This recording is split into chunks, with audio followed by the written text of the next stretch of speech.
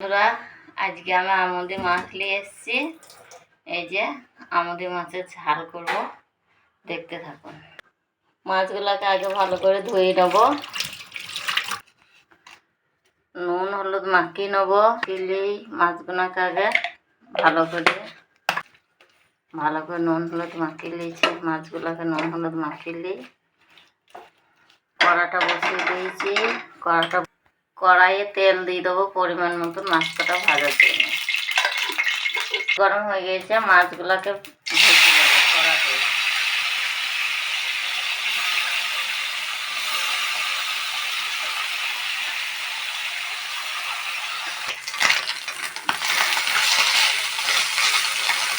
মাছটা ভাজা হয়ে গেল, মাছটাকে তুলবো এবার।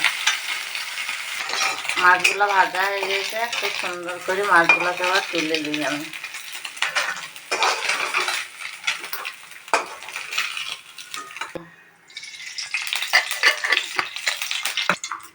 কুচনো পেঁয়াজ,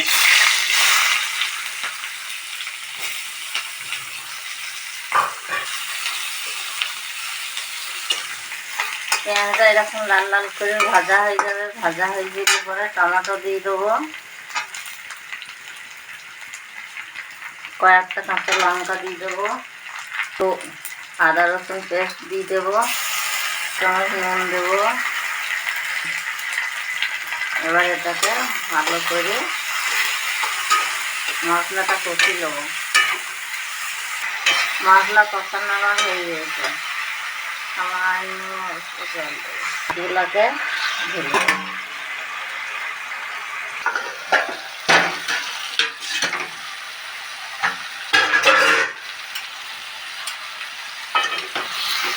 হয়ে গেল আমুদি মাছের ঝাল।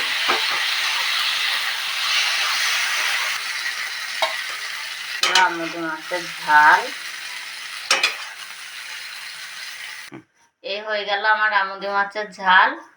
আপনারা এইভাবে করে খাবেন আর আমাকে লাইক করে জানাবেন।